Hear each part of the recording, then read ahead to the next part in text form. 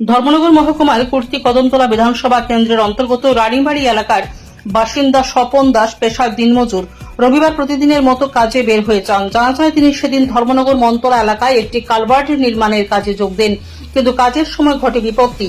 হঠাৎ মাটি ধসে নিচে চাপা পড়ে গুরুতর আহত হন স্বপন দাস। ঘটনার পরপরই সহকর্মীরা চিৎকার চেঁচামেচি শুরু করলে স্থানীয়রা এবং নির্মাণস্থলের শ্রমিকরা দ্রুত উদ্ধার কাজে হাত লাগান। খবর দেওয়া হয় ধর্মনগর দমকল কর্মীদের। কিছুক্ষণের মধ্যে দমকল কর্মীরা ঘটনাস্থলে পৌঁছে বিপর্যস্ত অবস্থায় দিনমজুর স্বপন দাসকে উদ্ধার করে তাকে তড়িঘড়ি ধর্মনগর জেলা হাসপাতালে নিয়ে যাওয়া হয়। বর্তমানে গুরুতর আহত অবস্থায় চিকিৎসাধীন রয়েছেন ধর্মনগর জেলা হাসপাতালে। ভানুচন্দ্রের রিপোর্ট, জি আপডেট।